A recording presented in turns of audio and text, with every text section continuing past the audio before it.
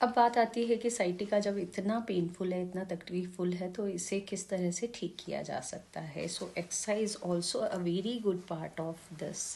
यदि आप अपनी पीठ के बल लेटते हैं और धीरे धीरे 35 डिग्री पे अपने पैर को ऊपर रखते हैं, उसके बाद 75 डिग्री पे आप अपने पैर को थोड़ी देर होल्ड करते हैं, है ना।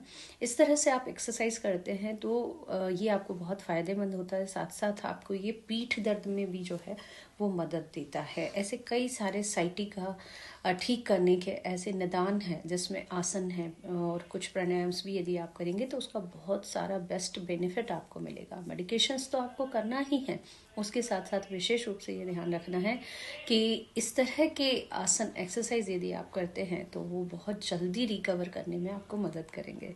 साथ साथ इस बीमारी में विशेष रूप से आप ये ध्यान रखें कि खट्टा नहीं खाएं, खट्टी चीज़ों का प्रयोग आप नहीं करें, और दूसरी चीज़ें जो हैं काफ़ी सॉल्टी और इस तरह की चीज़ों का आप विशेष रूप से ध्यान रखें। और खटाई तो बिल्कुल ही आप अवॉइड कर दें, बिकॉज उसकी वजह से जो है वो दर्द भी ज़्यादा होगा और स्वेलिंग भी हो सकती है एरिया में।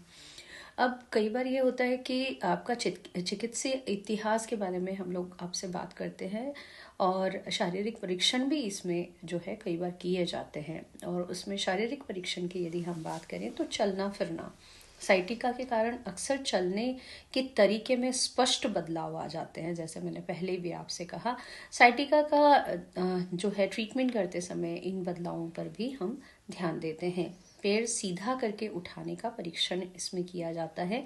इसमें एक जो जांच टेबल होती है उस पर पैर सीधा करके लेटना होता है।